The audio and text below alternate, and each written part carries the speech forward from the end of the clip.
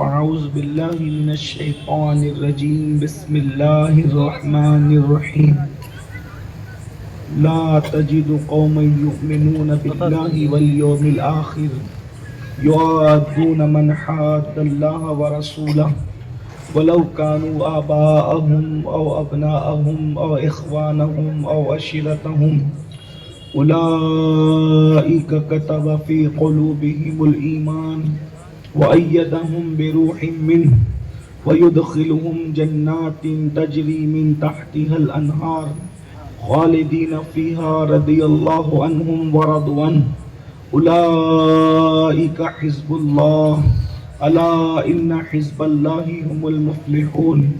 قال سيد الكونين صلى الله تعالى عليه وآله وسلم لا يؤمن أحدكم حتى أكون يقال إنه مجنون أو كما قال عليه الصلاة والسلام صدق الله وصدق رسول الله صلى الله تعالى عليه وآله وسلم. غوث اعظم بمنے بے سرو ساما مددے قبلہ دین مددے کعبہ ایمان مددے انتظار کرم تست من عینی را اے خدا جو خدا بینو خدا دا مددے بگردہ بے بلا افتادہ کشتی ضعیفانو شکستارا تو کشتی بحق کے خواجہ عثمان ہارون مدد کن مدد کن مدد کن یا معین الدین چشتی. انتہائی احترام و عقیدت کے ساتھ اپنے اور ساری کائنات کی مرکز عقیدت انیس بے کساں چارہ ساز درد منداں ہم غریبوں کے غم گسار ہم فقیروں کی ثروت شہر یار ارم تاجدار حرم نوبہار شفاعت شب اسرا کے دولہا نوشہ بزم جنت دانائے سبل مولائے کل ختم الرسل خسرو خوباں سیاح لامکاں وجہ کن فکاں در اللہ المکنون سر اللہ المخزون عالم ما کانا وما یکون آب و گل انبیاء جان و دل اصفیاء مطلع ہر سعادت مقطع ہر سیادت خلاصہ کائنات فخر موجودات حضور احمد مجتبی محمد مصطفیٰ ارواحنا فدا صلی اللہ تعالی علیہ وآلہ وصحبہ وبارک وسلم کی بارگاہ بے کس پناہ نے جس طریقے سے پڑھاؤں سب مل کر بلند آواز سے میرے ساتھ پڑھ لیں. الصلاة والسلام علیکہ یا رسول اللہ الصلاة والسلام علیکہ یا نبی اللہ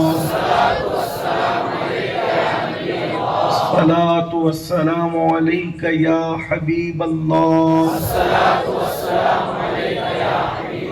وعلا آلک واصحابک یا نور اللہ صلی اللہ تعالی علیہ وسلم.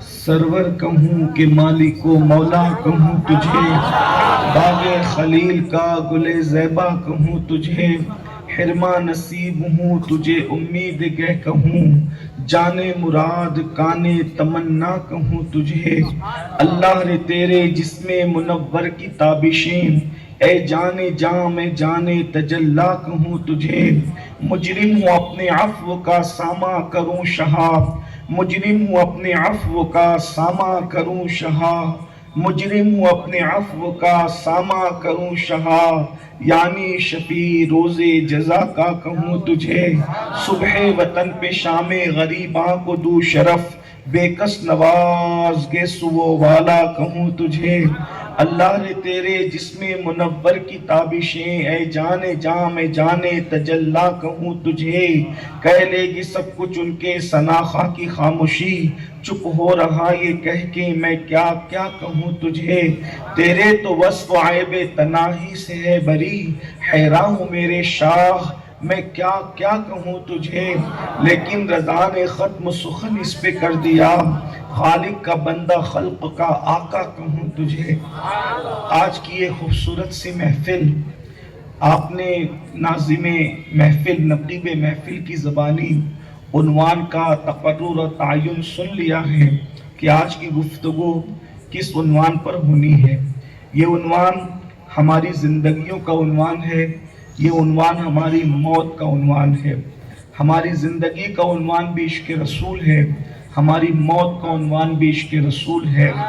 ہم جیتے ہیں رسول رحمت کی محبت میں، اور جس کی موت نبی کی محبت میں آتی ہے وہ موت کروڑوں زندگیوں سے بہتر ہے۔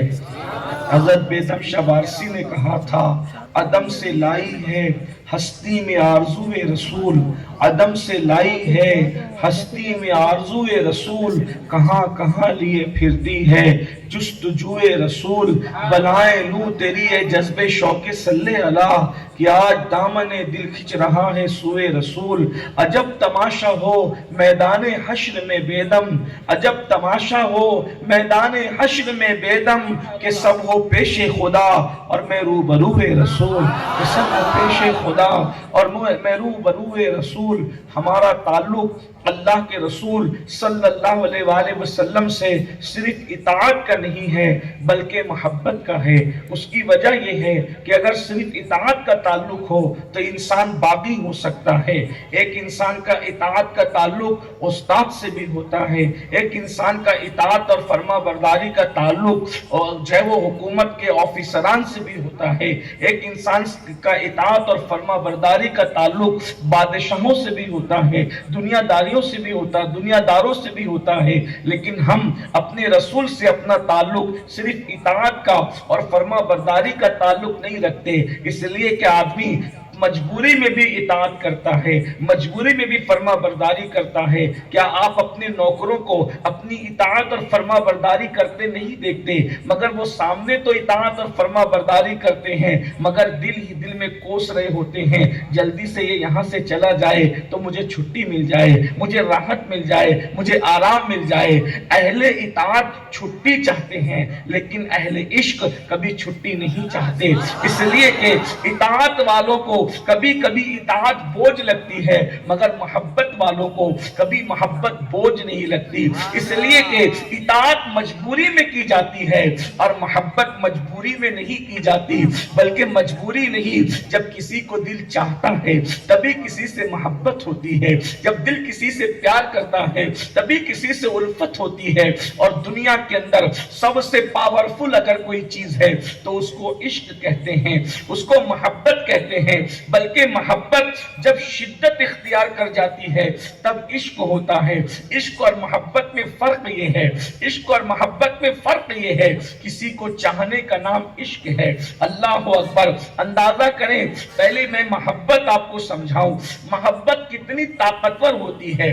آپ نے کبھی دانا، جو دانا آپ نے سنا ہے، دانا سب جانتے ہیں، دانے کو عربی میں حب کہتے ہیں، الحب، دانے کو عربی میں حب کہتے ہیں، اور دانا حب کہلاتا ہے۔ جیسے آپ اگر کبھی بازار میں خریدنے کے لیے جائیں گے تو آپ پوچھتے ہیں کم حبہ، ایک دانا کتنے کا ملے گا؟ آج وہ لوگ تھوڑی بہت عربی میری طرح چھوڑتے، میں بہت نہیں جانتا لیکن تھوڑی بہت جو عربی جانتے ہیں منہاج العربیہ کی، جنہوں نے ایک دو کتابیں پڑھی ہوگی ان کو بھی پتا ہوتا ہے کہ حب کا مطلب دانا ہوتا ہے، اسی حب سے بنا ہے الحب۔ اور دانا کتنا چھوٹا ہوتا ہے مگر کتنا طاقتور ہوتا ہے، کتنا طاقتور ہوتا ہے دانا، ذرا غور کریں۔ اگر ہم زمین کو انگلی سے کریدیں تو ہمارا ناخن ٹوٹ سکتا ہے، اگر ہم زمین کو انگلی سے کریدیں تو ہماری انگلی زخمی ہو سکتی ہے، مگر جسے حب یعنی دانا کہتے ہیں وہ زمین کو چیر کر کے نکلتا ہے۔ ذرا غور تو فرمائیں، اس میں طاقت کتنی ہے، کمزور ہے مگر طاقت کتنی ہے۔ اور ایک بات یاد رکھنا، جیسے حب جو ہے وہ زمین میں چھپا ہوتا ہے ویسے حب جو ہے وہ دل کی زمین میں چھپا ہوتا ہے۔ اور حب سے جو ہے وہ کیا پیدا ہوتا ہے، ہری ہری ہریالی گھاس پیدا ہوتی ہے، پودے پیدا ہوتے ہیں، درخت پیدا ہوتے ہیں، اور اس میں پھل بھی آتے ہیں اور پھول بھی آتے ہیں۔ یہ پوری دنیا جو ہری ہے وہ کسی حب کی وجہ سے ہے، اور دل کی کھیتی ہری ہے وہ کسی حب کی وجہ سے ہے۔ اللہ اکبر، زمین میں حب ہو تو زمین ہری ہو جاتی ہے، اور دل میں حب ہو تو دل ایمان کی حلاوت سے ہرا ہو جاتا ہے۔ اللہ اکبر، اسی کو کہتے ہیں حب، اور کتنا طاقتور ہوتا ہے حب جسے کہتے ہیں۔ اللہ اکبر، دانا زمین کو پھاڑنے کی طاقت رکھتا ہے، اور حب جسے کہتے ہیں وہ دنیا کے اندر انقلاب پیدا کرنے کی قوت رکھتا ہے۔ اسی لیے دیکھیے دنیا میں جتنے انقلابات آئے ہیں، دنیا میں جتنی تبدیلی آئی ہے، وہ سب اہل محبت نے کیا ہے، اہل عشق نے کیا ہے۔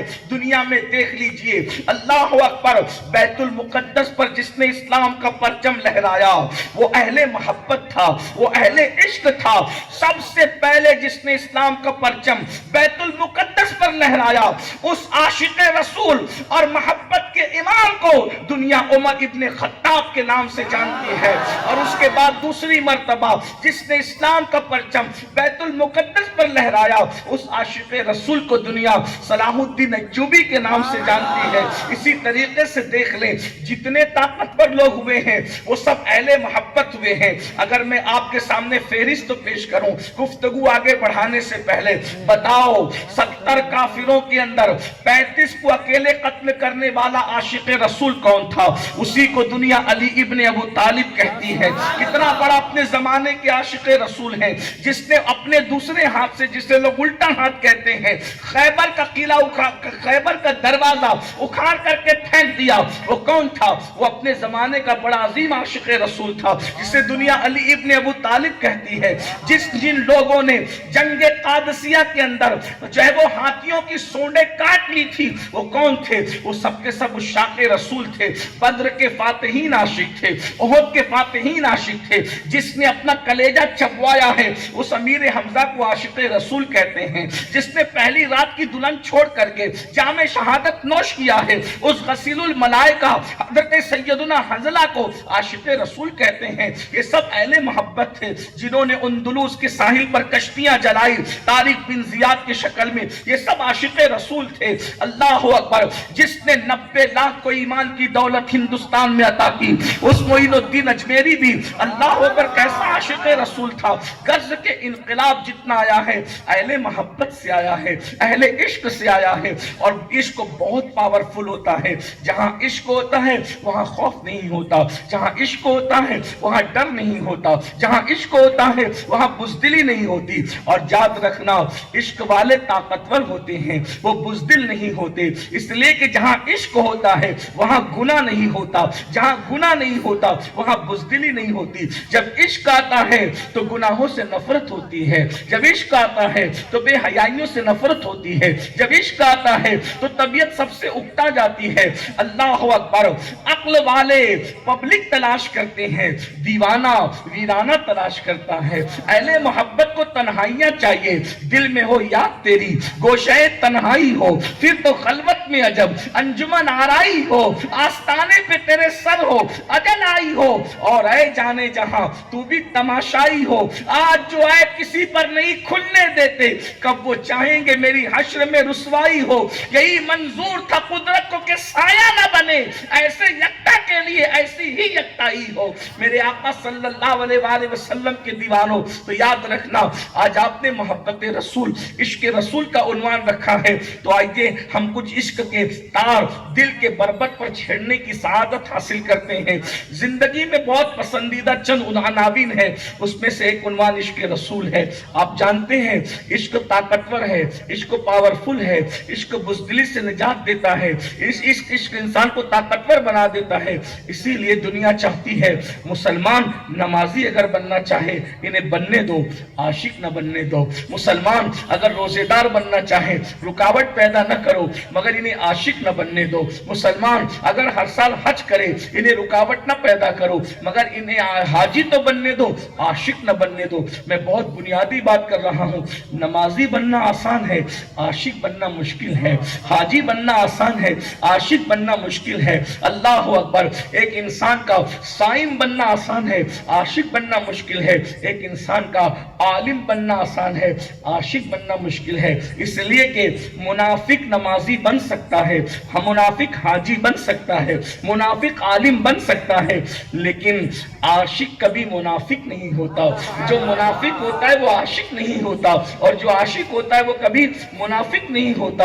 اسی لیے دنیا چاہتی ہے مسلمانوں کو عاشق نہ بننے دیا جائے، مسلمانوں کو عشق نہ کرنے دیا جائے۔ اور یاد رکھنا، میں اس عشق کی بات نہیں کرتا جو دیواروں میں چنوا دے، میں اس عشق کی بات نہیں کرتا جو جیلوں میں ٹھسوا دے، میں اس عشق کی بات نہیں کرتا جو انسان کو پاگل بنا دے، میں اس عشق کی بات نہیں کرتا جو زہر کھانے پہ مجبور کر دے، میں اس عشق کی بات نہیں کرتا جو نشہ کرنے پہ مجبور کر دے، میں اس عشق کی بات نہیں کرتا جو انسان کو بدنام کر دے، میں اس عشق کی بات نہیں کرتا جو زنا کے اڈے پر لے جائے، میں اس عشق کی بات نہیں کرتا جو نشے کے اڈے پہ لے جائے، میں اس عشق کی بات نہیں کرتا جو انسان کو باغی بنا دے، اس عشق کی بات نہیں کرتا جو آوارہ بنا دے، اس عشق کی بات نہیں کرتا جو بدنام کر دے، اس عشق کی بات نہیں کرتا جو انسان کے کردار کو تباہ و برباد کر دے۔ ہم اس عشق کی بات کرتے ہیں جو بدنام نہیں کرتا بلکہ نیک نام کر دیتا ہے۔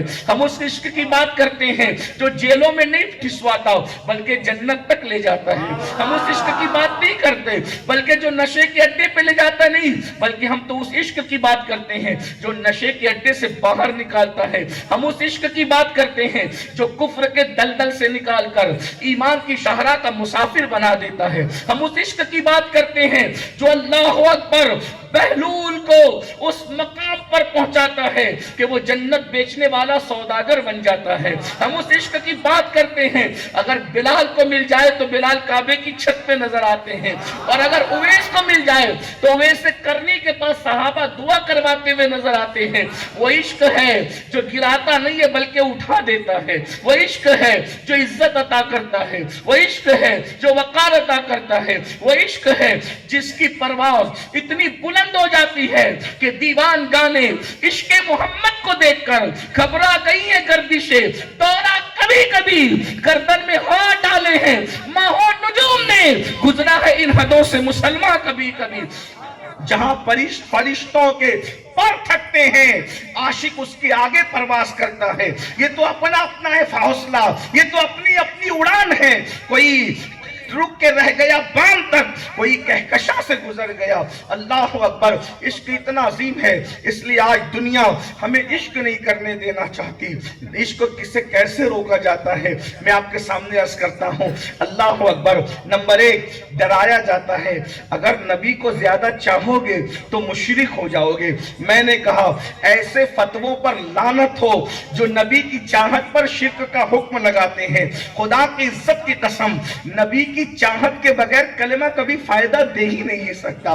کبھی ڈرایا جاتا ہے، تحریکیں پیدا کی جاتی ہے، تنظیمیں پیدا کی جاتی ہے، خطبہ خریدے جاتے ہیں، زبان خریدی جاتی ہے، قلم خریدے جاتے ہیں۔ ان سے پیار نہ کرو ورنہ مشرک ہو جاؤ گے، ان سے محبت نہ کرو ورنہ مشرک ہو جاؤ گے، ان کے نام پہ نہ رو ورنہ مشرک ہو جاؤ گے۔ میں کہتا ہوں ظالموں، کبھی تم نے گانے سن کر رونے والوں کو منع نہیں کیا، کبھی تم نے ہیرو ہیروئن کی جدائی پر رونے والوں کو منع نہیں کیا، کبھی تم نے سیریل دیکھ کر کے رونے والوں کو منع نہیں کیا، لیکن آمنہ کے لال کی محبت میں آنسو بہانے والوں پر تم شرک کا الزام رکھتے ہو۔ خدا تمہیں بھی عشق سے مالا مال کر دے، تب تمہیں پتا چلے گا منزل عشق کتنی خوبصورت ہوتی ہے۔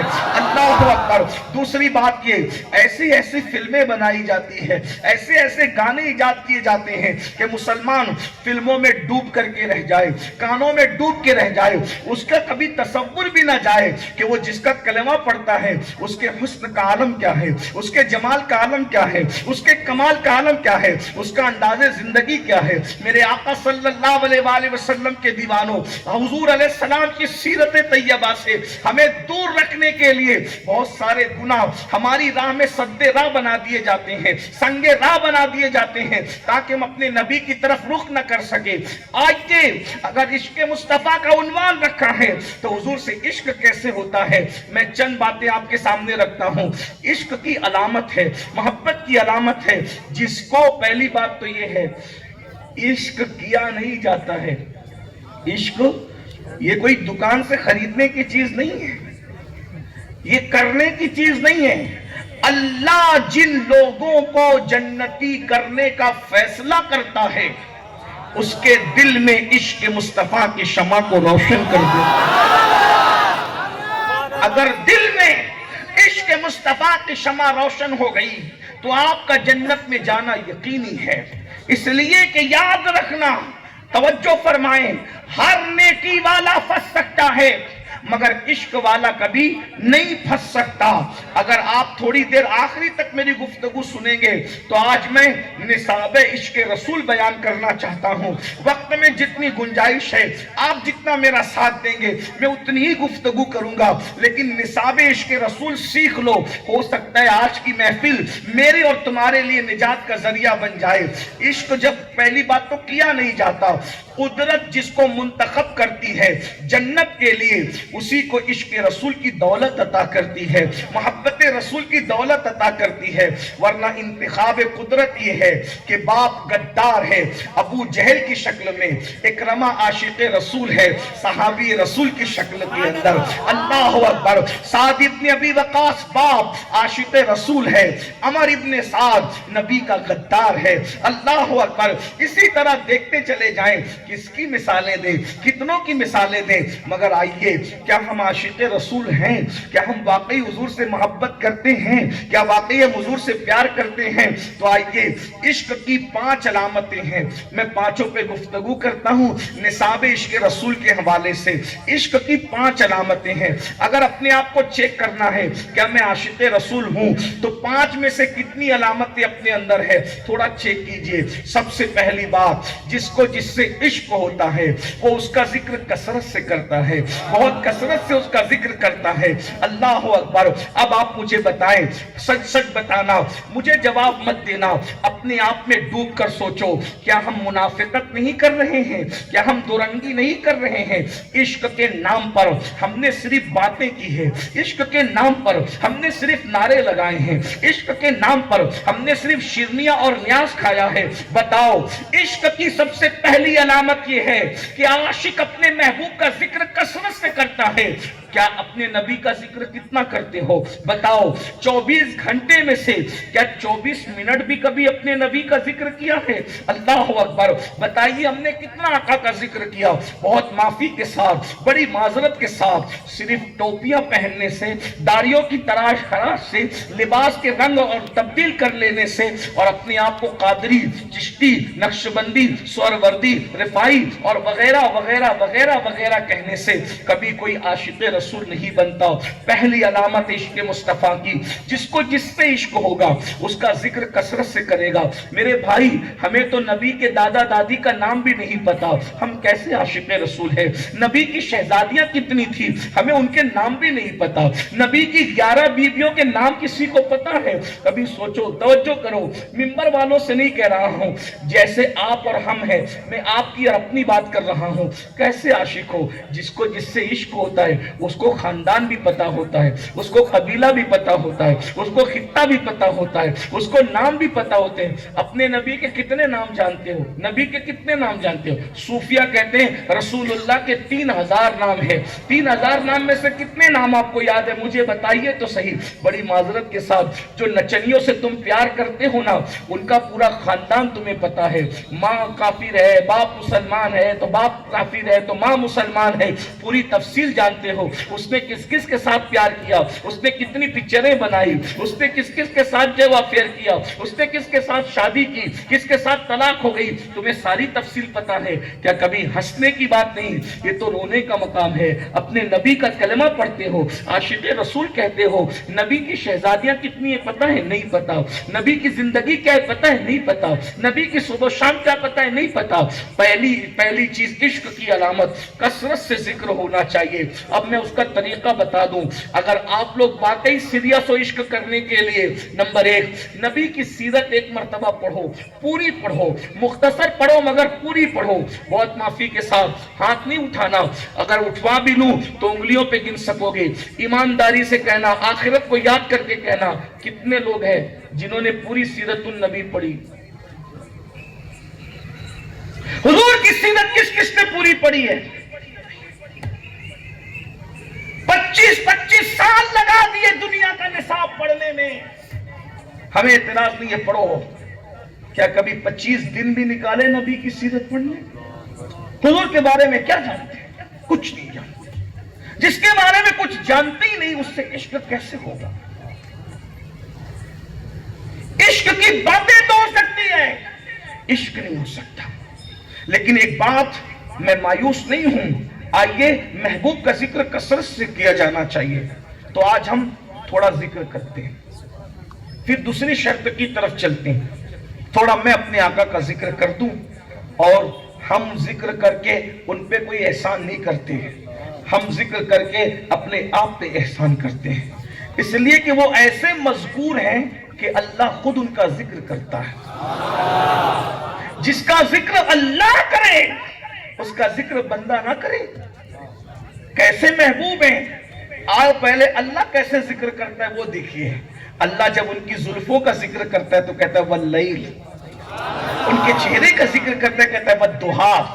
اور ہم عاشق لوگ یوں کہتے ہیں کہ جب زلفیں چہرے پر بکھر کر چہرے پر آتی ہے، سر سے بکھر کے چہرے پر آتی ہے، تو قرآن اس کو واللیل کہہ دیتا ہے، اور جب سور کر کے چہرے سے اٹھ کر کے سر پہ چلی جاتی ہے تو قرآن اس کو والضحیٰ کہہ دیتا ہے۔ جب وہ چلتے ہیں تو قرآن لا اقسم بہذا البلد کہتا ہے، جب وہ تبسم ریز ہوتے ہیں تو قرآن والنجم اذا ہوا کہتا ہے، جب وہ سفر پہ جاتے ہیں تو قرآن سبحان الذی اسریٰ کہتا ہے، جب وہ سفر سے واپس آتے ہیں ما ضل صاحبکم وما غوا کہتا ہے، جب ان کی محبتوں کا ذکر ہوتا ہے تو اللہ اکبر ووجدک ضالا فہدی کہا جاتا ہے۔ ارے جب وہ کمبل اوڑھ لیتے ہیں تو یا ایھا المدثر کہا جاتا ہے، جب کمبل چہرے پر آتی ہے تو یا ایھا المزمل کہا جاتا ہے۔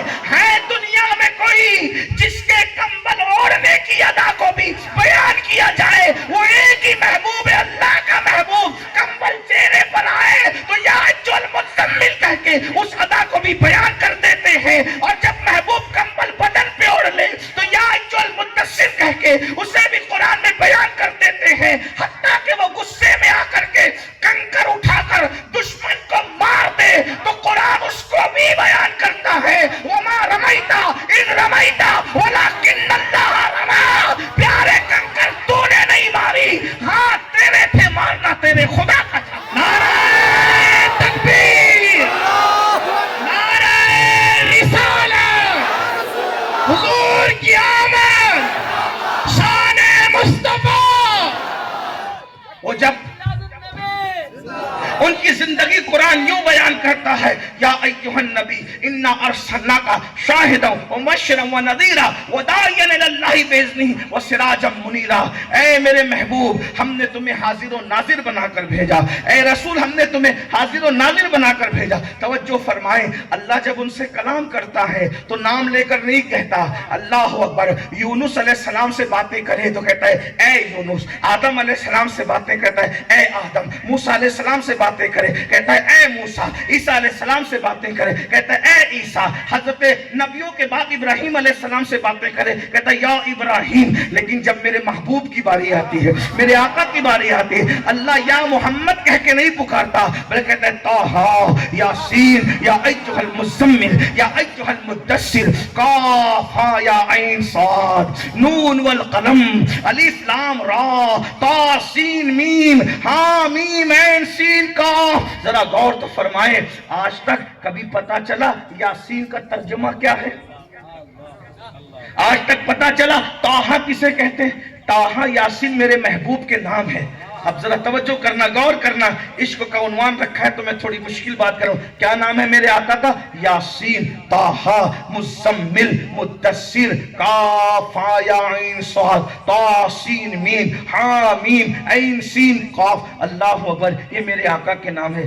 بتاؤ، کسی مولوی صاحب کو بلاؤ، بولو یاسین کا ترجمہ کر کے بتاؤ، طٰہٰ کا ترجمہ کر کے بتاؤ۔ آپ کہیں گے نہیں مجھے نہیں معلوم۔ سنی عالم بھی کہے گا مجھے نہیں معلوم، دوسرا عالم بھی کہے گا مجھے نہیں معلوم، شیعہ عالم بھی کہے گا مجھے نہیں معلوم، کوئی بھی عالم لائے وہ کہے گا میں اس کا ترجمہ نہیں کر سکتا۔ تو پھر میں ایک جملہ کہنے کی اجازت چاہوں، ارے جس کے نام کا ترجمہ نہیں ہو سکتا اس کی ذات کی کوئی ترجمانی کیسے کر سکتا ہے؟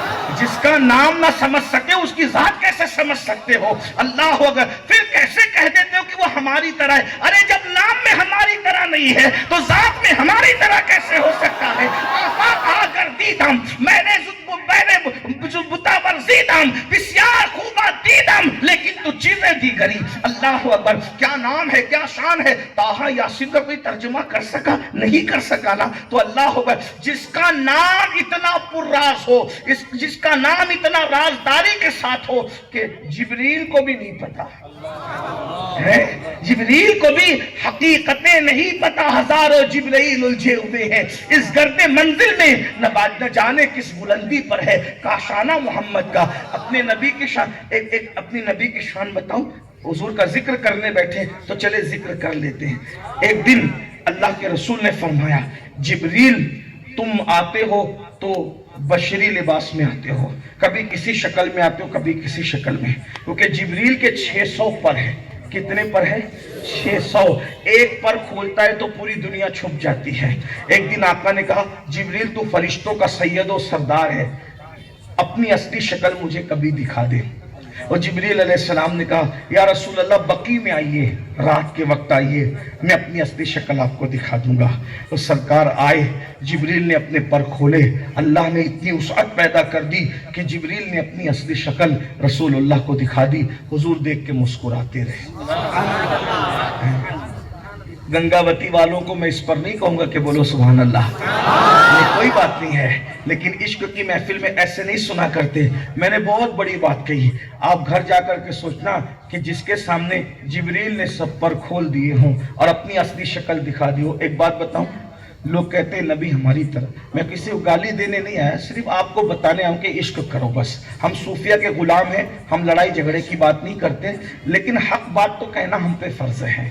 کسی کو برا لگے تو معاف کرنا، اور اگر نہیں معاف کر سکتے تو آپ کا معاملہ ہے، لیکن سچی مرنا ہے، اللہ کو جواب دینا ہے. اس لیے یہ سوچ کے سنو، کوئی فرقہ واریت کی بات نہیں کر رہا ہوں، لیکن غور کیجئے گا. توجہ. کیا کہتے ہیں؟ نبی ہماری طرح، ہم نبی کی طرح. ایک بات کہوں، ایک مرتبہ آدمی فرشتے کو دیکھتا ہے پوری زندگی میں، ایک بار پھر زندگی بھر کسی کو نہیں دیکھ پاتا.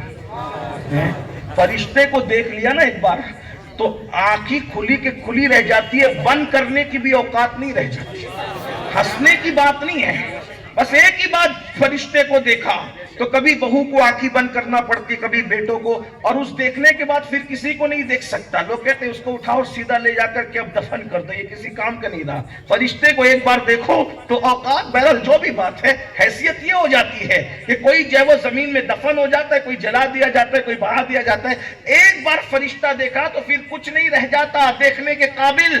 لیکن یہ میرا محبوب ہے، یہ تمہارا محبوب ہے، کس کا کلمہ پڑھے ہو ذرا دیکھو تو صحیح. جبریل سے کہا جبریل ذرا اپنا آپ دکھا. جبریل تو روزانہ آتے ہیں، بلکہ روزانہ اس شان سے آتے ہیں جبریل سدرہ پر بے چین رہتے ہیں کہ اللہ کوئی کام دے دے، مدینے جاؤں اسی بہانے محبوب کا دیدار. بے لقائی یار ان کو چین آ جاتا اگر بار بار آتے نہ یوں جبریل سدرہ چھوڑ کر. ارے جس جبریل کا سدرہ پہ دل نہیں لگتا وہ بار بار مدینے آنا چاہتے ہیں. لوگ ہم کو کیوں کہتے ہیں کہ سنی بار بار مدینے جانے کی تمنا کیوں کرتا ہے؟ میں نے کہا رہے جبریل سے پوچھ کہ وہ مدینے آنے کی تمنا کیوں کرتا ہے. مدینے آنے کا کی لذت کوئی جبریل سے پوچھے. بار بار آتے نہیں ہوں جبریل سدرہ، جو سدرہ چھوڑ کر مدینے آئے تو پتا چلا جو مزہ جبریل کو سدرہ کی تنہائیوں میں نہیں ملتی وہ مزہ جبریل کو رخ مصطفیٰ دیکھنے میں مل جاتا. کیا کبھی حضرت موسیٰ و عیسیٰ کے پاس آنے میں بھی اتنی تڑپ تھی جتنی آمنہ کے لال کے پاس آنے میں تڑپ تھی؟ تو پتا چلا اپنا محبوب کیسا ہے. حضرت موسیٰ کی شان اپنی جگہ حق ہے، حضرت عیسیٰ کا مقام اپنی جگہ حق ہے، تو اگر اپنا نبی تو اپنا نبی ہے، اپنے نبی کی شان پھر اپنے نبی کی شان ہے. اور جبریل سے کہا اپنی اصلی شکل، تو جبریل نے پر کھول دی اور سب دکھا دی. تو جبریل کہتے ہیں میں پردے میں آتا تھا مگر آپ بھی تو پردے میں ہو. حضور جو دنیا میں آئے ہیں نا اپنی اصلی شکل میں نہیں آئے. حضور کو ان کی اصلی شکل میں کسی نے نہیں دیکھا، صدیق اکبر نے بھی نہیں دیکھا، فاروق اعظم اللہ نے ان کو پردوں میں بھیجا نا. اللہ نے، حدیث ہے، میں اپنی طرف سے نہیں کہہ رہا ہوں، حدیث ہے، روایت ہے کہ حضور علیہ السلام سے پوچھا گیا کہ یا رسول اللہ صلی اللہ علیہ وآلہ وسلم، حضرت موسیٰ علیہ السلام نے جب ایک بار اللہ رب العزت کا 70,000 پردوں کے پیچھے سے دیدار کیا تو بے ہوش ہو کے زمین پہ گر پڑے، پھر وہ چہرے پہ پردہ ڈال کے رکھتے تھے کیونکہ جو ان کو دیکھتا تھا وہ اندھا ہو جاتا تھا، جو ان کو دیکھتا تھا وہ اندھا ہو۔ حضرت موسیٰ علیہ السلام کی بیوی نے کہا کہ شوہر بیوی سے پردہ کرتا ہے تو مجھے تو آپ کو دیکھنا ہے، تو کہا نہیں دیکھ سکو گی کیونکہ میں نے اللہ رب العزت کو 70,000 پردوں کے پیچھوں سے تجلی کی ایک جھلک، اللہ کو نہیں دیکھا، تجلی کی ایک جھلک، وہ بھی بے ہوش ہو کے زمین پہ آ گئے، زمین پہ آ گئے، نیچے آ گئے، بے ہوش ہو گئے، دیکھ نہیں سکے، مگر تجلی کتنی بڑھ گئی، جو دیکھتا تھا اندھا ہو جاتا، چہرے پہ نقاب ڈال کے چلتے تھے۔ حضرت صفورہ نے کہا میں نے تو دیکھنا ہے آپ کی آنکھوں میں اللہ کا جلوہ دے، اچھا چلو نابینا ہو جاؤ گی، کہا ٹھیک ہے ایک آنکھ بند کر کے ایک آنکھ سے دیکھتی ہوں، پردہ تو ہٹاؤ، تو ایک آنکھ بند کر کے ایک آنکھ سے دیکھا تو دیکھا، پھر ایک آنکھ چلی گئی ایک آنکھ رہی، کہا جی نہیں بھرا، ایک بار اور، پھر اس سے دیکھا پھر وہ بھی چلی گئی، پھر رونے لگی۔ حضرت موسیٰ نے کہا میں نے پہلے ہی کہا تھا نا کہ نہ اندھی ہو جاؤ گی، نابینا ہو جاؤ گی، نہیں دیکھ پاؤ گی، اب رو رہی ہو دونوں آنکھیں چلی گئی، کہا اس سے نہیں رو رہی ہوں کہ دونوں آنکھیں چلی گئی، اس سے رو رہی ہوں کہ دو ہی آنکھیں ملی، اگر ہزاروں آنکھیں ہوتی تو ہزاروں آنکھوں میں اللہ اکبر وہ یار کا جلوہ دیکھتے دیکھتے بینائی کو قربان کر دیتی۔ اللہ کو صفورہ کی ادا پسند آئی، اللہ نے حضرت صفورہ کو پھر واپس سے آنکھیں عطا کر دی۔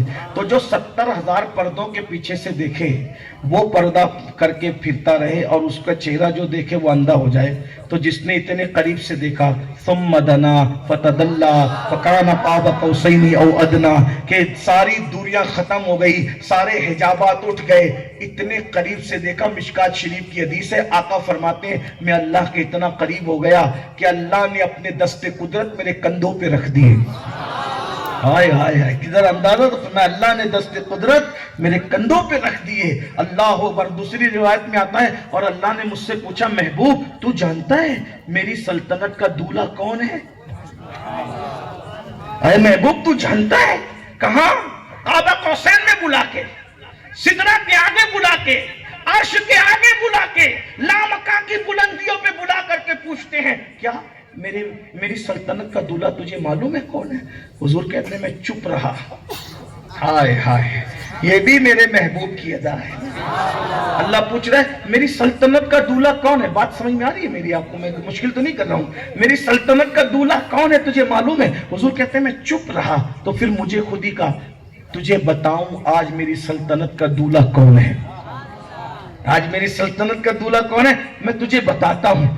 حضور فرماتے ہیں میں نے کہا بتایا جائے، تو کہا مجھے لے گیا جہاں چاہتا تھا، جو آنے جانے سے پاک ہے مجھے لے گئے، اور اس کے بعد جیسے ہی پردہ ہٹا کر کے دکھایا دیکھ میری سلطنت کا دولہا یہ ہے، تو وہاں میں نے اپنے آپ کو خود ہی پا لیا۔ حضور مفتی اعظم کہتے ہیں خدا کی سلطنت کا دو جہاں میں کون دولہا ہے؟ تم ہی تم ہو، تم ہی تم ہو، یہاں تم ہو وہاں تم ہو۔ یہ محبوب کی شان ہے۔ بہرحال عرض کیا کر رہا تھا، غور سے سنو، اتنے قریب سے دیکھا اللہ کو، اللہ فرماتا ہے ما زاغ البصر وما طغى، اور ٹک ٹکی باندھ کے دیکھتے رہے، پلک بھی نہیں جھپکی۔ اللہ کو دیکھا، ٹک ٹکی باندھ کے دیکھا، اور حضور کی حدیث ہے انی رأیت ربی، میں نے اپنے رب کو دیکھا۔ ابن عباس کہتے ہیں اللہ کی قسم میرے نبی نے اللہ کو دیکھا، اور ایک ہی ہستی ہے جس نے اللہ کو دیکھا۔ کہاں دیکھا؟ لامکان پہ دیکھا۔ اور حضور کہتے ہیں انی رأیت ربی، میں نے اپنے رب کو دیکھا۔ پھر فرماتے ہیں میں نے 2 مرتبہ دیکھا، اور اللہ کو میں نے بہت حسن والا پایا، میں نے اپنے اللہ کو۔ اللہ کی کائنات میں ایک ہی نے تو دیکھا، تو موسیٰ 70,000 پردوں کے پیچھے سے دیکھے تو چہرے پہ اتنی تجلی ہو، جس نے بے حجاب دیکھا اس کی تجلیوں کا عالم کیا ہوگا؟ لیکن وہ پردہ کرتے، یہ پردہ نہیں کرتے۔ تو پوچھا یا رسول اللہ ان کو دیکھ کر لوگ اندھے ہوتے ہیں، آپ کو دیکھ کر نہیں؟ تو اللہ کے رسول صلی اللہ علیہ وآلہ وسلم فرماتے ہیں موسیٰ کو بے حجاب پیدا کیا تھا، مجھے پہلے ہی حجاب کے اندر بھیجا ہے۔ 70,000 غیرت کے پردے ڈال کر قدرت نے اپنے محبوب کو زمین پہ بھیجا، اسی لیے ان کو کوئی پہچان نہ سکا، ان کو کوئی پہچان ان کی حقیقت. وہ خود فرماتے یا ابا بکر لم یعرفنی حقیقتا غیر ربی، اے ابو بکر میری حقیقت کو میرے رب کے سوا کوئی نہیں جانتا. مسلمانوں عشق کا دعوے کرتے ہو، جب صدیق حقیقت کو نہ جان سکے تو ہمیں تو نماز کے شرائط اور فرائض بھی نہیں پتا، ہم نبی کی حقیقت کو کیا جانیں. تو جبریل امین نے اپنا آپ دکھایا. پھر جبریل کہتے یا رسول اللہ آپ بھی تو حجاب میں ہو، آپ بھی ذرا نقاب اٹھائیے نا تاکہ میں بھی آپ کی اصل شکل دیکھ لوں. آپ کی اصلی شکل میں نے بھی تو نہیں دیکھی ہے، میں آپ کی اصل شکل دیکھنا چاہتا ہوں. تو حضور نے فرمایا جبریل تو نہیں دیکھ سکتا، میری اصل شکل تو نہیں دیکھ سکتا. وجہ اب جملے پہ غور کریں. خدا کو جن آنکھوں نے دیکھا وہ رسول کی آنکھیں تھی، اور حقیقت مصطفیٰ کو جس نے دیکھا وہ خدا تھا. خدا کے سوا ان کی حقیقت کو کوئی دیکھ نہ سکا. یہ حضور ہے. تو حضور کا ذکر کرتے، کثرت سے محبوب کا ذکر کرو. نمبر 1 حضور کی سیرت پڑھ لو، مختصر ہی کوئی کتاب کا انتخاب کر لو، سیرت پڑھ لو. علامہ عبد المصطفیٰ زری صاحب کی لکھی ہوئی کتاب ہے، اتنی سخی میں پڑھ لو. اس سے اور مختصر پڑھنا ہے تو حضور امیر سنی دعوت اسلامی کی لکھی ہوئی کتاب گلدستہ سیرت ہے، اس کو پڑھ لو. اور طویل پڑھنا ہے تو اہل سنت کے بہت بزرگوں نے، علامہ پیر کرم شاہ زری اور دیگر بزرگوں نے لکھا ہے، اس کو پڑھ لو. لیکن ایک بار سیرت پڑھو، حضور کا ذکر کثرت سے کرو. بہت لمبے چوڑے انداز میں نہیں کر سکتے، آقا پہ درود پڑھتے رہا کرو، یہ بھی تو ذکر ہے، یہ بھی کثرت سے ذکر ہے. سرکار پر درود پڑھتے رہو. فرمایا گیا ایک بار درود پڑھنے کا ثواب اللہ 7 کروڑ حج کے برابر عطا فرماتا ہے. درود پڑھو. جو درود پڑھتا ہے قبر میں اس کے جسم کو مٹی کبھی نہیں کھا سکتی. جو درود پڑھتا ہے انشاءاللہ اس کا کفن بھی میلا نہیں ہوگا. یعنی کثرت سے جو درود پڑھے اس درود کی بڑی برکت ہے. درود پڑھنے والا جب دنیا سے جائے گا تو ایمان پر جائے گا. اس لیے ذکر کرو، حضور کا ذکر کرو، درود شریف پڑھو. اور حضور کا ذکر اس طرح بھی کرو. آقا کی ادائیں کیا تھی؟ میں نے حضور علیہ السلام کا مختصر ذکر کیا نا کہ قرآن میں یہ ذکر ہے، بلکہ پورے قرآن میں آپ اٹھا کر کے دیکھیں ہر صورت میں نبی کا ذکر ہے، ہر انداز میں نبی کا ذکر ہے. لیکن آئیے کس طریقے سے نبی کی شان تھی، آپ اپنے آقا کا ذکر کروں. میرے آقا علیہ الصلوۃ والتسلیم کا ذکر کرتے ہیں تاکہ تھوڑی سی لذت آئے آپ کو، آپ کی طبیعت میں بھی ذکر رسول کرنے کی عادت بن جائے. ایک بات بتاؤں، عشق کرنے کے لیے سب سے پہلی چیز ہوتی ہے خوبصورتی، بیوٹی. جو جتنا خوبصورت ہوتا ہے، جو جتنا حسن والا ہوتا ہے، اتنا اس سے عشق کیا جاتا ہے. اکثر خوبصورت لوگوں سے ہی جو عشق کیا جاتا ہے. اللہ یہ جانتا ہے کہ خوبصورت لوگوں سے عشق کیا جاتا ہے، اس لیے اللہ نے عشق کرنے والا دل دیا تو خوبصورت محبوب بھی عطا کیا.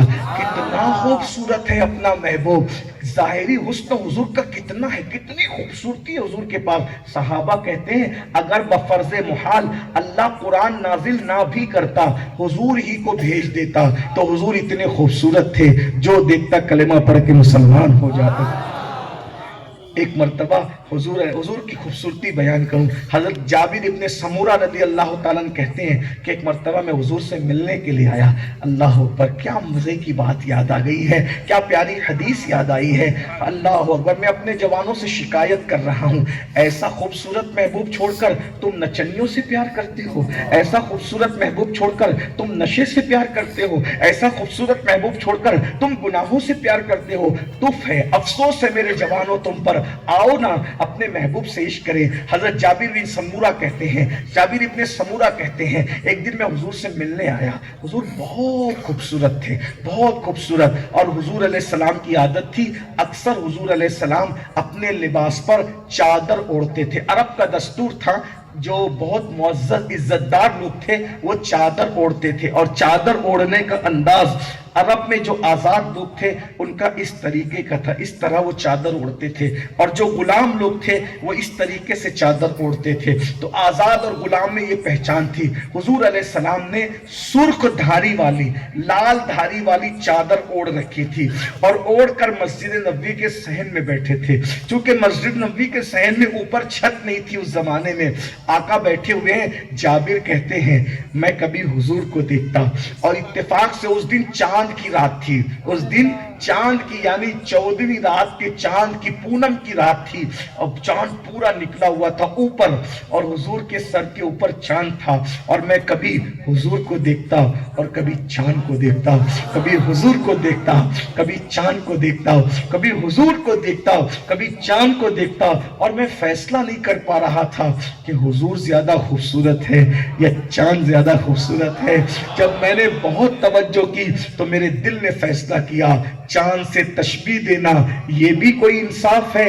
چاند پر تو داغ ہے اور ان کا چہرہ صاف ہے۔ حضور کتنے خوبصورت تھے، اللہ اکبر، جو دیکھتا تھا دیکھتے ہی رہ جاتا تھا۔ اللہ اللہ، ان کی آنکھیں، اللہ اکبر، آنکھیں بڑی بڑی بھری بھری، اوپر اللہ اکبر حضور کی جو ابرو تھے وہ ابرو کالے کالے گہرے اور باریک ایک دوسرے سے ملے ہوئے ایسے لگتے تھے جیسے دو قبلے آپس میں ملاقات کر رہے ہو۔ مولانا حسن بریلوی کہتے ہیں ان کی زلفیں نہیں رحمت کی گھٹا چھائی ہے، ان کی زلفیں نہیں رحمت کی گھٹا چھائی ہے، ان کے ابرو نہیں دو قبلوں کی یکجائی ہے۔ جب لوگ سو کے اٹھتے ہیں نا تو چہرے پر نیند کا اثر لگتا ہے، کوئی کتنا خوبصورت سو کے اٹھے گا تو خوبصورت نہیں لگے گا، منہ دھوئے گا میک اپ کرے گا تو بعد میں پھر اچھا لگتا ہے، لیکن نیند سے اٹھنے والا آنکھوں میں کیچڑ ہوتا ہے، نیند کا اثر ہوتا ہے، چہرہ مرجھایا ہوتا ہے، پتا چلتا ہے کہ ابھی نیند سے اٹھ کر کے آیا ہے۔ لیکن صحابہ کہتے ہیں حضور بچپنے سے جب بھی سوتے تھے کبھی نیند کا اثر حضور کے چہرے پہ نظر نہیں آتا تھا، بلکہ میرے آقا جب نیند سے اٹھتے تھے تو ایسا لگتا تھا کہ جیسے ابھی کسی نے آنکھوں میں سرما لگایا ہو، سر میں تیل لگایا ہو۔ اور ایک بڑی بات بتاؤں، کہنے والے کہتے ہیں کہ نیند میں بھی حضور کی زلفیں کبھی بکھرا نہیں کرتی تھی۔ ہم سوتے ہیں تو بڑے بال والوں کے بال بکھر جاتے ہیں، حضور کے بال کبھی نہیں بکھرا کرتے تھے۔ اس فلسفے کو میرے امام یوں بیان کرتے ہیں، شان اے پنجے قدرت تیرے بالوں کے لیے کیسے ہاتھوں نے سنوارے ہیں تمہارے گیسو۔ اللہ اکبر، میں پورا نہیں پڑھتا لیکن جلدی جلدی اشارے دیتا ہوں۔ حضور اتنے خوبصورت تھے، کوئی کتنا بھی خوبصورت ہو اگر نہ نہائے تو جسم سے بدبو آتی ہے اور پسینہ نکلتا ہے تو اچھا نہیں لگتا، کتنا بھی اچھا آدمی ہو پسینہ اچھا ہے، اسی لیے آپ بار بار پسینہ پوچھتے ہو۔ ایک جگہ میں تقریر کر رہا تھا، بیان کر رہا تھا، تو ہم دو فقیر لوگ ہیں اور جو ہے وہ کلندر لوگ ہیں، پسینے بہتے رہتے ہیں، توجہ نہیں ہوتی، اپنی دھن میں رہتے ہیں۔ تو کیمرہ مین آیا، کہتا ہے کان میں، حضرت ذرا پسینہ منہ کا پوچھ لیجیے۔ میں نے کہا بھیا میں کوئی اسٹار آدمی نہیں ہوں، ادھر جا اور تجھے جیسا جو کرنا ہے کر لے، یہ سب فکر وہ کرتے، ہم تو غلام لوگ ہیں، ہم اپنی اپنی طبیعت میں جیتے ہیں۔ تو وہ بھی ہنسنے لگا، پورا مجمع ہنسنے لگا۔ تو بہرحال تو لیکن پسینہ کسی کا اچھا نہیں لگتا، کیوں؟ اس لیے کہ کتنا بھی خوبصورت آدمی ہو ادھر سے بہتا ہے، ادھر سے بہتا ہے، ادھر سے بہتا ہے، کہاں کہاں سے پسینہ بہتا ہے، اس کا ذکر کون کرے، کیا کرے۔ حیا بھی تو کوئی تقاضا رکھتی ہے، لیکن سب سمجھدار ہے، سب کا پسینہ بہتا ہے، لیکن پسینہ بے ترتیب بہتا ہے، کتنا بھی خوبصورت ہو بے ترتیب بہتا ہے اور اچھا نہیں لگتا۔ پسینہ بہتے ہوئے اچھا نہیں، خود کو بھی اچھا نہیں لگتا۔ بعد میں احساس ہوتا ہے کہ یار جب اپنے کو اچھا نہیں لگ رہا ہے تو دوسرے بھی بیچارے، لیکن عقیدت میں بیچارے برداشت کر گئے۔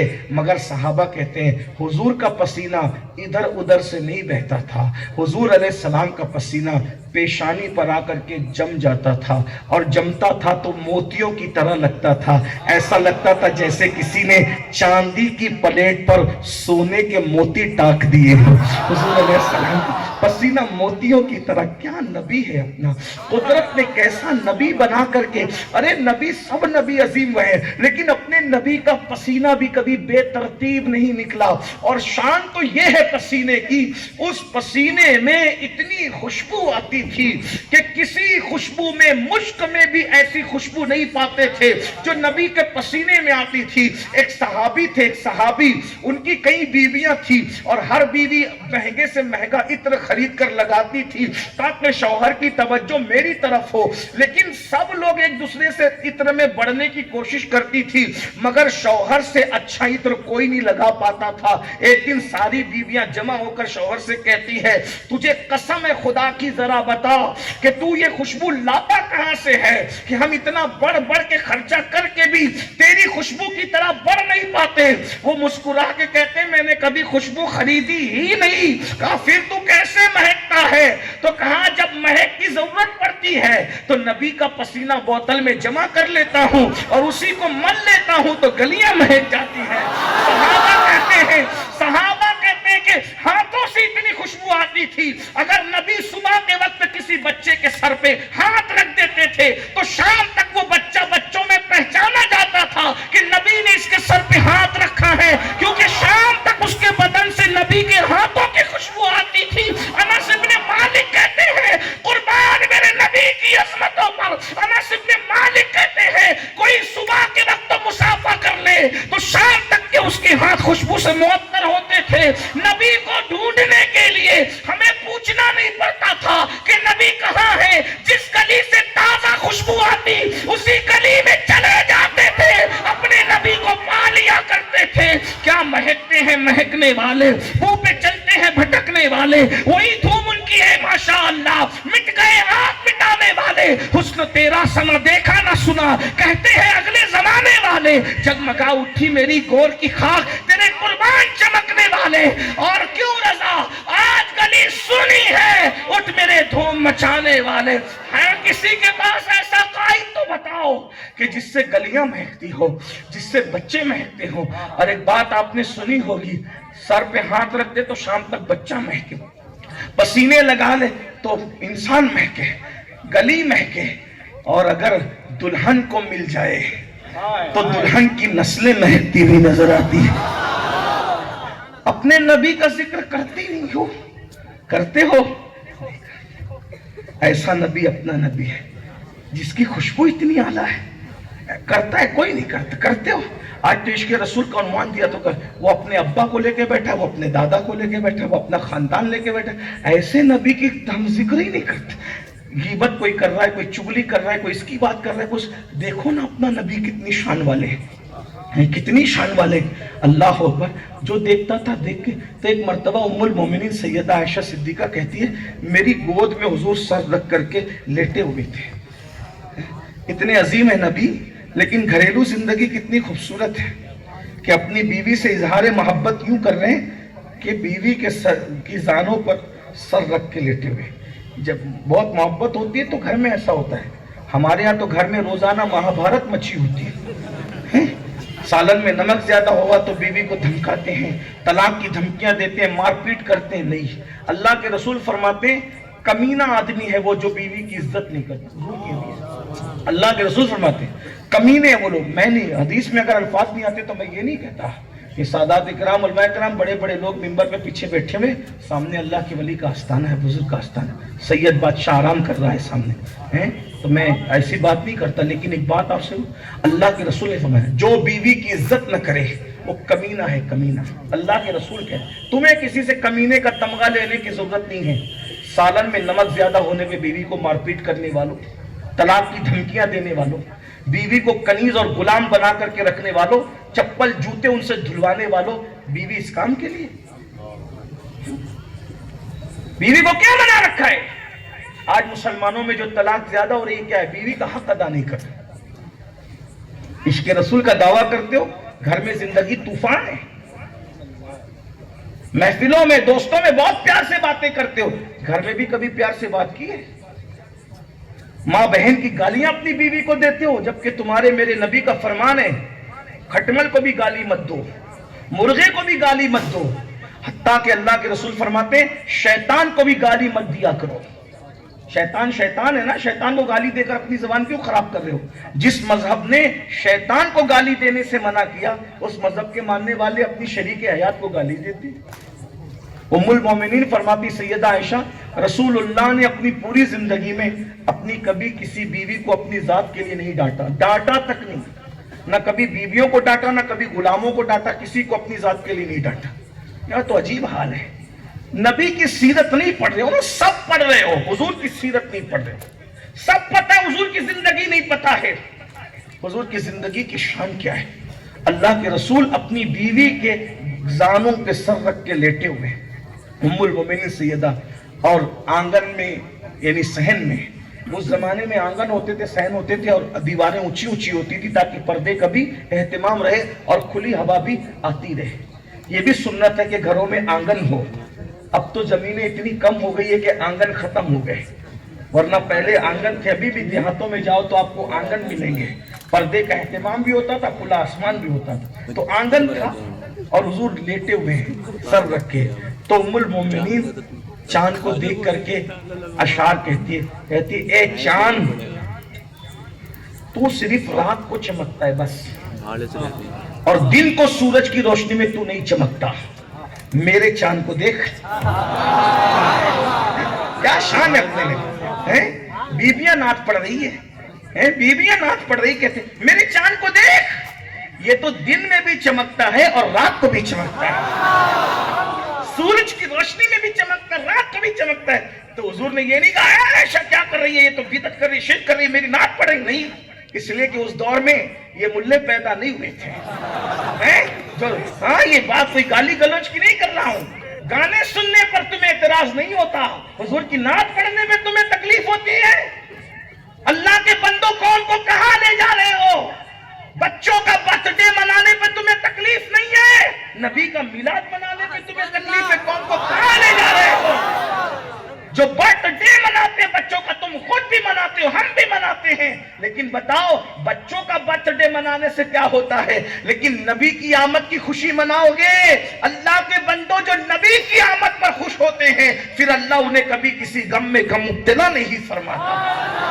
नबी की खुशी नबी की खुशी है मेरे भाइयों, मिलाद मिलाद है। अल्लाह अकबर। तो उम्मुल मोमिनीन ने कहा ए चांद, तू सिर्फ रात को चमकता है, सूरज की रोशनी में तू चमक नहीं पाता। तो हुजूर ने कहा आयशा तू कब से शायरा हो गई?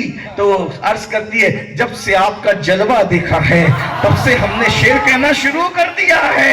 और फिर कहने लगी या रसूल अल्लाह, जिन्होंने यूसुफ को देखा है उन्होंने उंगलियां काट ली है, अरे वो मेरे महबूब को देख लेती तो उंगलियां नहीं बल्कि अपने दिलों को काट लेती। वो कमाल हुस्न हुजूर है कि गुमान नक्श जहां नहीं, यही फूल खार से दूर है, यही शम्मा है कि धुआं नहीं। गंगावती वालों अगर इजाजत दो तो नबी का जिक्र कसरत से करोगे तो इश्क होगा। कैसे अपने नबी है, पत्थर पे कदम रखते हैं तो नक्श कदम पड़ता है, और खाक पे कदम रखते हैं तो हुजूर के कदम का निशान नहीं पड़ता। हम कदम रखे पत्थर पे तो निशान नहीं पड़ता, हम खाक पे कदम रखें तो निशान पड़ जाता है। ये अपने नबी है, पत्थर पे कदम रखे तो निशान पड़ता है और मिट्टी पे कदम रखे तो कभी निशान नहीं पड़ता।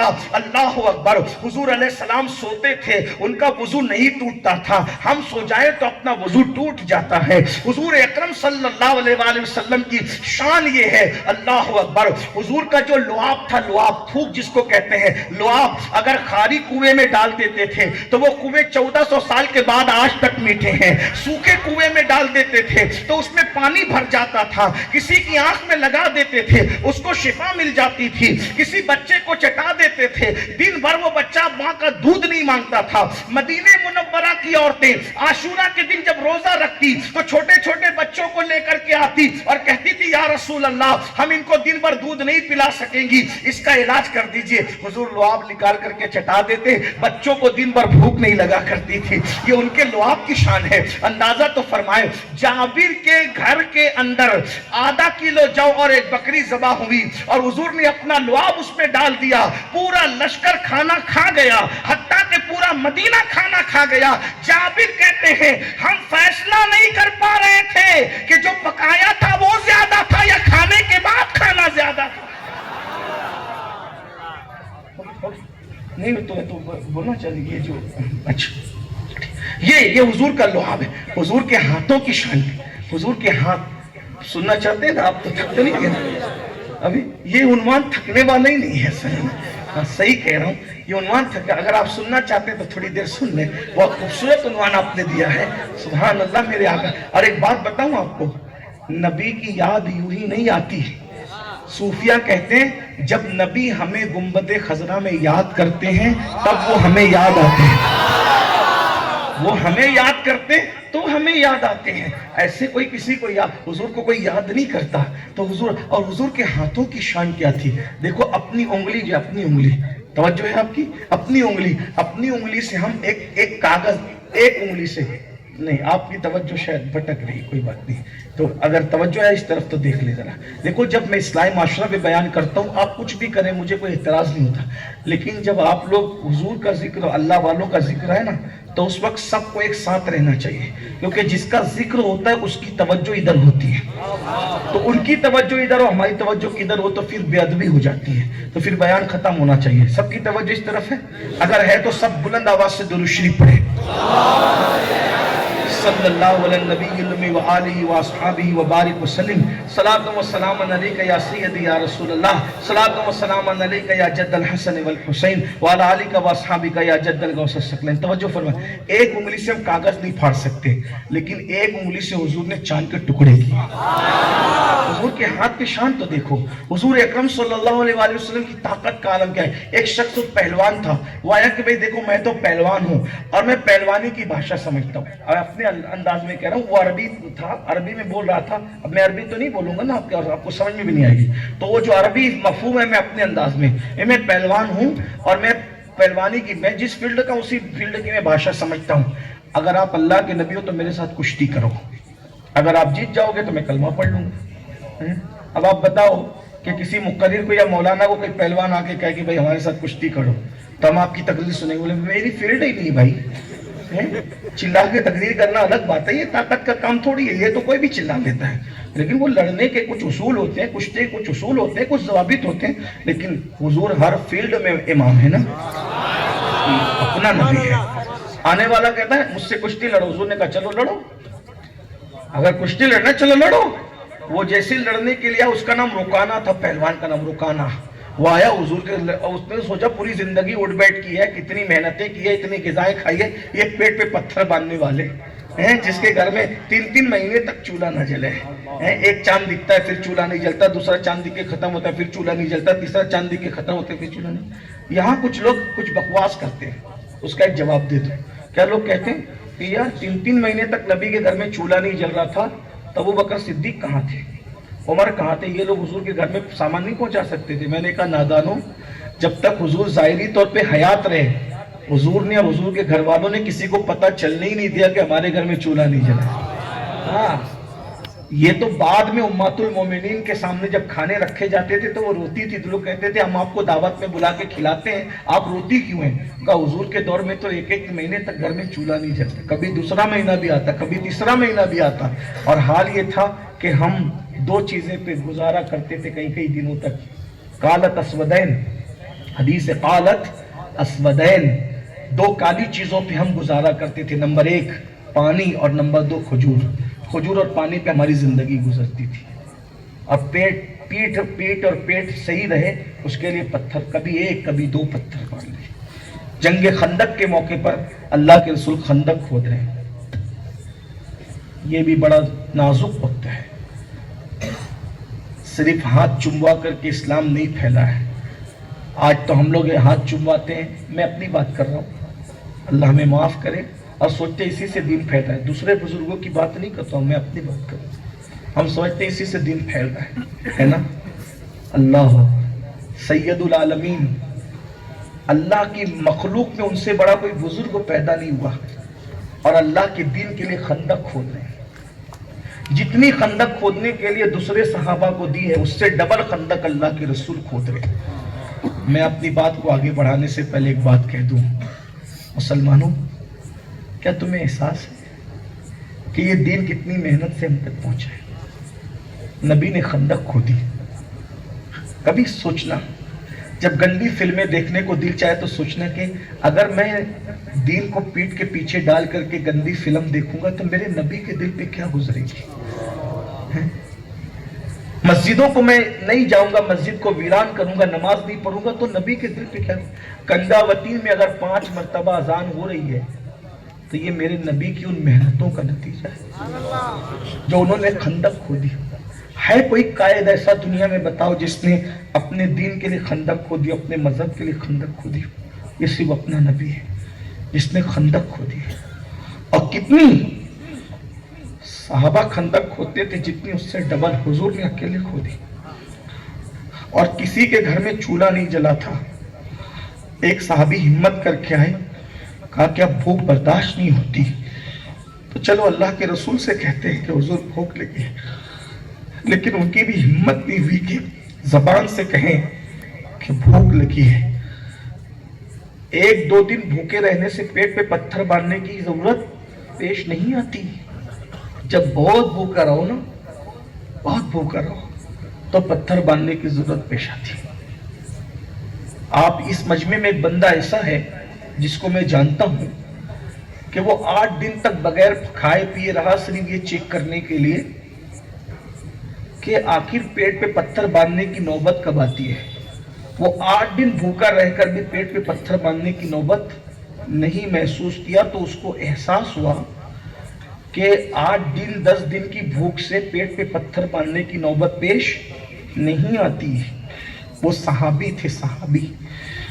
کہا چلو حضور سے کہیں گے حضور بھوک لگی ہے، ہمت نہیں ہوئی، تو کیا کیا پتہ ہے؟ ایک پتھر جو پیٹ پہ باندھا تھا، اپنا کرتا اٹھایا اور اٹھا کے حضور کو بتایا، حضور اتنا بھوکا ان کے پیٹ پہ ایک پتھر باندھ گیا۔ اللہ کے رسول خندق کھود رہے تھے، حضور نے جب اپنے پیٹ سے چادر ہٹائی نا، تو پیروں کے نیچے سے زمین کھسک گئی کہ صحابی کے پیٹ پہ ایک پتھر تھا اور رسول اللہ کے پیٹ پہ 2 پتھر بندھے ہوئے تھے۔ اس بھوک کے عالم میں اللہ کے رسول خندق کھود رہے تھے، دھوپ میں، دھوپ کی شدت میں۔ آج لوگ کتنی آسانی سے نماز چھوڑ دیتے ہیں، کتنی آسانی سے جوا کھیلتے ہیں۔ کیا رسول اللہ کو اس سے صدمہ نہیں ہوتا ہے، تکلیف نہیں ہوتی ہے؟ اللہ کے رسول فرماتے ہیں، مسلم شریف کی حدیث ہے، جو جوا کھیلتے ہیں نا، جوا، گویا وہ اپنے ہاتھوں کو سور کے خون میں ڈبوتے ہیں، سور کے خون میں رنگتے ہیں۔ اور فرمایا گیا کہ جوا کھیلنے والے جب قیامت کے دن اٹھیں گے تو ان کے ہاتھ سور کے خون میں رنگے ہوئے ہوں گے۔ میری قوم کے جوانوں، اب ہمارے لیے یہی دن آ گئے کہ ہم اپنے نبی کا دل دکھائیں۔ عاشق لوگ رسول اللہ کا دل دکھائیں گے، کلمہ پڑھنے والے نبی کا دل دکھائیں گے۔ بتاؤ یہ کیسے ہو سکتا ہے؟ تم کیسے کر سکتے ہو؟ نبی کو کبھی خوش کیا؟ حضور کے دل کو کبھی ٹھنڈک پہنچائی؟ حضور کے دل کو، آنکھوں کو کبھی ٹھنڈک پہنچائی؟ مسجدوں سے دور ہو، نیکیوں سے دور ہو، تقوی سے دور ہو، پرہیزگاری سے دور ہو، گناہ گناہ گناہ، کب تک گناہ کرو گے؟ مکے کے کافروں کے پتھر جو نبی کے جسم پہ لگتے تھے، وہ حضور کے دل، حضور کے جسم کو زخمی کرتے تھے، اور ہمارے گناہوں کے تیر حضور کے جسم کو زخمی نہیں کرتے، بلکہ گنبد خضرا میں حضور کے دل کو زخمی کرتے۔ کبھی احساس نہیں کرتے؟ تو حضور علیہ السلام نے پیٹ سے پتھر، جب چادر ہٹائی تو دیکھا کہ 2 پتھر بندھے ہیں۔ اب بات آگے بڑھائی دیتا ہوں کہ یہ منظر حضرت جابر نے دیکھا، میرے نبی کے پیٹ پہ 2 پتھر۔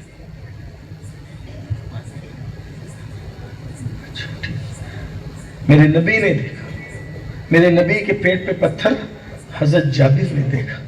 بس بات پوری کر لوں، حضرت جابر نے دیکھا نبی کے پیٹ پہ 2 پتھر۔ بس میں آپ سے اتنی جو گزارش کرتا ہوں، نبی کی محنت کا احساس کر لو۔ باقی کی باتیں پھر کسی موقع پہ مجھے یہ یاد دلانا، کبھی آئیں گے تو کسی آس پاس میں اس عنوان کو پورا کر دوں گا۔ وقت ختم ہوا، لیکن بات میں اپنی پوری کر لوں۔ جب آپ کو اپنے باپ کی محنت کا احساس ہے تو ہمیں رسول پاک کی محنت کا احساس بھی ہونا چاہیے، ہے نا؟ اور نبی مر کے مٹی میں نہیں مل گئے، نبی زندہ ہے۔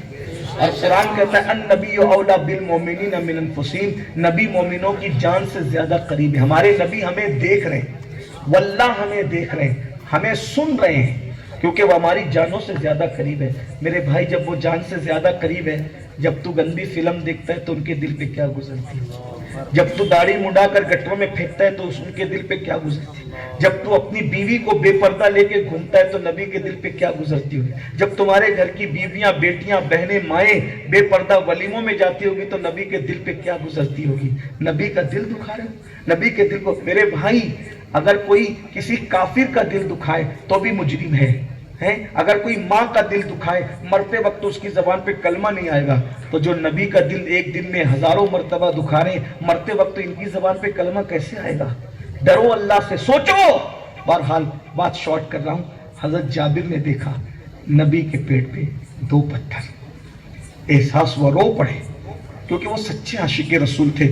ہمیں تو کوئی احساس بھی نہیں, تقریر سن لیتے اٹھ کے چلے جاتے ہیں, دامن چٹک کر کے کوئی احساس نہیں. جابر دوڑے دوڑے گھر گئے, بیوی سے کہا دیکھو میں نے اپنی آنکھوں سے نبی کے پیٹ پہ 2 پتھر دیکھے, میرے نبی کے پیٹ پہ 2 پتھر ہیں, حضور نے کئی دن سے کچھ کھایا نہیں ہے, اور پتھر باندھ کر کے حضور خندق کھود رہے, خندق. کچھ کرو. بیوی سے کہتے کچھ کرو, ہمیں حضور کو آج کھانا کھلانا, ہم حضور کو کھانا کھلائیں گے. بیوی نے کہا اچھا تو چلو کھانا کھلائیں گے. میرے پاس آدھا سیر جو ہے, یعنی سمجھانے کے لیے آدھا کلو جو ہے, میں پیستی ہوں اور اپنے پاس ایک بکری کا بچہ اس کو ذبح کرتے ہیں, حضور کو آج ہم کھانا کھلا دیتے ہیں بس. لیکن سنو, حضرت جابر کی بیوی تھوڑی سخت مزاج تھی.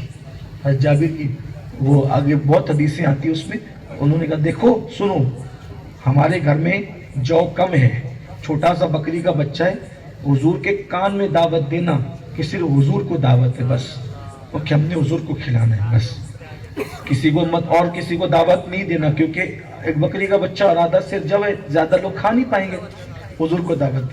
جابر گئے, حضور کے کان میں کہا آقا میں نے آپ کے پیٹ پہ 2 پتھر دیکھے ہیں, حضور ہم آپ کو کھانا کھلانا چاہتے ہیں, آج آپ ہمارے گھر آئیں گے آقا, اور حضور تشریف لائیے گا, ہم آپ کو کھانا کھلائیں گے. سرکار نے سنا اور سن کر کے کہتے اے خندق والو, خندق والو سنو سنو, خندق والو تم سب کو جابر کے گھر چلنا ہے کھانا کھانے. اللہ اکبر. جابر آئے, بیوی سے کہا غضب ہو گیا, کہا کیا ہوا؟ کہا کہ حضور نے پورے لشکر میں اعلان کر دیا, میں نے تمہیں پہلے کہا تھا حضور کو دعوت دینا, کسی اور کو نہیں دینا, آدھا سیر جو ہے بکری کا بچہ اس سے زیادہ نہیں, تو میں نے حضور ہی کو دعوت دی تھی. لیکن اب اس خاتون کا عقیدہ میری بہنوں بھی کو بھی سننا چاہیے. یہ یوٹیوب کے نابالغ محققوں کو دیکھ کر کے عورتیں اپنا عقیدہ بگاڑ رہی ہیں, پتہ نہیں کس کس راستے پہ خواتین بھی جا رہی ہیں, بزرگوں کا عقیدہ چھوڑ رہی ہیں, کس کس کو سن کر کے اصلی عقیدے سے ہٹ کر کے بدعت اور خرافات کی طرف جا رہی ہے. وہ صحابیہ تھی, جب حضرت جابر نے کہا میں نے کسی کو دعوت نہیں دی, میں نے حضور کے کان ہی میں دعوت دی, تو کہا پھر مجھے کوئی فکر نہیں, ہم نے حضور کو دعوت دی, حضور کو کھلانا ہمارا کام ہے, حضور نے لشکر کو دعوت دی, حضور جانے لشکر جانے. یہ اپنے نبی کی شان ہے. اور اس کے بعد پھر حضور علیہ السلام نے جابر سے کہا دیکھو جابر, جب تک میں نہ آؤں چولہے سے ہانڈی مت اتارنا, جب تک میں نہ آؤں اس وقت تک روٹی پکانا شروع مت کرنا. اور حضور علیہ السلام آ کر جابر کے گھر بیٹھ گئے. کیا نصیبے تھے جن کے گھر حضور آتے تھے, ہائے ہائے کیا نصیبے تھے. آ کر کے بیٹھ گئے, اور آ کر کے بیٹھ کے حضور کہتے ہیں کھانا پک گیا, جی یا رسول اللہ ہانڈی تیار ہے اور آٹا تیار ہے اور اب روٹی بننی ہے. حضور نے لعاب نکالا اور کہا اس کو آٹے میں ملا دو, لعاب نکالا ہانڈی میں ڈال دو, کہا اب چلو حضور کھائیں. نہیں, پہلے میں نہیں کھاؤں گا, پہلے صحابہ کھائیں گے. اور 10 15 کو بلا بلا کہتے تھے آتے جاؤ کھاتے جاؤ آتے. جابر کہتے ہیں ہم ہانڈی دیکھتے تھے کہ اب کیا ہوگا, اور وہ لشکری لوگ کئی دن کے بھوکے. میرے بھائی جو جتنی محنت کرتا ہے نا پھر اس کے کھانے کا انداز ویسا ہوتا ہے. ہاں ایک مولوی صاحب کھائیں اور ایک بندہ وہ جو کھیت میں کام کرے, دونوں کے کھانے میں فرق ہوتا ہے. ایک آفس میں بیٹھنے والا کھیت میں کام کرنے, میں صرف سمجھانے کے لیے کہہ رہا ہوں, ملانے کے لیے نہیں کہہ رہا ہوں. جس نے کئی دن تک خندق کھودی اور پیٹ پہ پتھر باندھ کے, پھر ان کا اپنا کھانے کا انداز ہوگا نا. اور ایک چھوٹا سا بکری کا بچہ آ رہے کھا رہے, جابر دیکھ رہے ہانڈی, بیوی دیکھ رہی ہانڈی, اب کیا ہے روٹیاں پک رہی ہے, عورتیں پکا رہی, کھلا رہے, لیکن جب دیکھ تو ہانڈی ابل رہی, پورا لشکر کھا گیا. سرکار فرماتے جابر اب ہم کھائیں گے اپنی بارے. سب کو کھلایا اور پھر آخری میں حضور نے کھایا, اور حضور نے کھایا تو جابر کہتے اللہ کی عزت کی قسم لعاب مصطفیٰ کی برکت تھی کہ اب ہم ہانڈی کو دیکھتے ہیں تو ہم فیصلہ نہیں کر پا رہے تھے کہ پکایا تھا وہ زیادہ ہے یا جو بچ گیا ہے وہ زیادہ ہے. تو وہ پہلوان نے سوچا ہوگا کہ پیٹ میں پتھر باندھنے والا نبی مجھ سے کشتی کرے گا, ہم نے تو بہت محنت کی نا, بہت بازو بنائے. تو رکانہ نے کہا آپ میرے ساتھ کشتی کرو, پچھاڑ دو گے تو میں ایمان لاؤں گا. حضور نے کہا چلو تیار ہے. وہ آیا, حضور نے اس کو پٹک کر سینے پہ بیٹھ گئے. جس کے سینے پہ حضور بیٹھ جائیں پھر اس کا سینہ نہ کھل جائے. ادھر حضور سینے پہ بیٹھے, ادھر اللہ نے اس کا سینہ کھول دیا اور کلمہ پڑھ کے مسلمان ہو گیا. ایک جملہ سن لیں, جس کے سینے پر 1 سیکنڈ کے لیے حضور بیٹھ جائیں تو اللہ اس کو کافر نہیں رکھتا. جس آمنہ کے پیٹ میں 9 مہینے تک رہے ہو, وہ آمنہ کیسے کافر ہو سکتی؟